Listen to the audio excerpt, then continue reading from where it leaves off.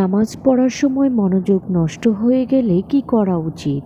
নামাজের মধ্যে যে বিভিন্ন ওয়াসওয়াসা হয় তার কারণে মনোযোগ নষ্ট হয়ে যায়, তখন আমরা কি করতে পারি? তাহলে সেক্ষেত্রে মনে রাখতে হবে একটা ইবলিস লাগছে আমাদের পিছনে।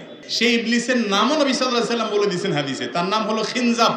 এদের কাজ হলো মুসল্লিদের নামাজকে নষ্ট করে দেওয়া, নামাজের মধ্যে মনোযোগের মধ্যে ব্যাঘাত সৃষ্টি করা, এটা হলো তাদের কাজ।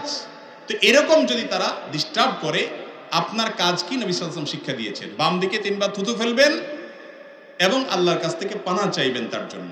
এই থুতু ফেলা মানে এই না যে গালবর্তে থুতু ফেলবেন আপনি, জাস্ট সুইর আগা পরিমাণে থুতু করা, যেটা থুতু করলেই একটু বের হয়ে যাবে, জাস্ট এটা করার শিক্ষা নবী সাল্লাল্লাহু আলাইহি ওয়াসাল্লাম দিয়েছেন। আর নামাজের মধ্যে ওয়াসওয়াসা হতে পারে, মন অন্যদিক যেতে পারে, এরকম বিষয়গুলোকে আগে থেকে দূর করে তারপরে এসে নামাজে হাজির হতে হবে।